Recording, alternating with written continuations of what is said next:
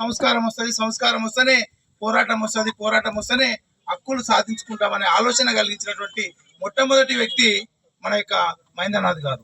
ఈ యొక్క ఉమ్మడి మహబూబ్నగర్ జిల్లాలో 14 నియోజకవర్గాలు ఉన్నాయి. 14 నియోజకవర్గాలలో మన యొక్క సోషల్ వెల్ఫేర్ రెసిడెన్స్ స్కూల్స్ మరి 14 ఉన్నాయి.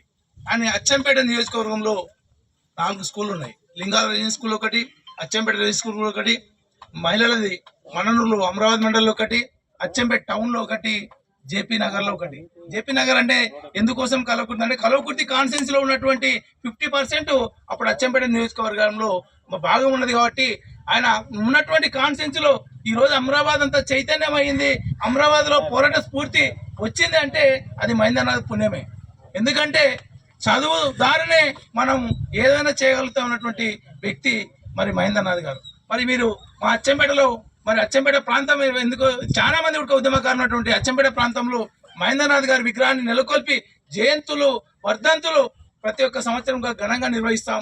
ఆయన యొక్క ఈ రోజు ఎవరు రాజకీయ నాయకులు అచ్చంపేటలో ఎమ్మెల్యేలు ఎవరున్నా సరే మేము మహేంద్రనాథ్ లాగా పనిచేయాలి, మహేంద్రనాథ్ ఆలోచన విధానాన్ని పునికి పుచ్చుకోవాలనేది ప్రతి ఒక్కరికి ఉంది. అంటే ఇలాంటి నాయకుడు ఇప్పుడు నాసరన్న చెప్పినట్టు నీవు మంచి చేయాలనుకున్న సొంత కొడుకును ఉడక తప్పు చేసినంటే శిక్ష అనుభవించవలసిందని చెప్పినటువంటి రాజకీయ నాయకులలో ఎవరు లేరు, అదొక మహేంద్రనాథ్ గారే. కాబట్టి మనందరం కూడా మహేంద్రనాథ్ యొక్క ఆలోచన విధానాన్ని తీసుకొని రాజకీయాలలో పనిచేస్తే ఎంతకాలం బతికినని కాదు, ఎన్ని రోజులు బతికినని కాదు, ఎన్ని రోజులు పదవి చేసినని కాదు, బతికిన ఒక రోజైనా చేసిన పదవి ఒక రోజైనా మహేంద్రనాథ్ లాగా చేయాలనే ఆలోచన ప్రతి ఒక్కరికి ఉండాలని తెలియజేస్తూ ఈ అవకాశం పెద్ద ధన్యవాదాలు ముగిస్తున్నాను. జై హింద్, జై భారత్.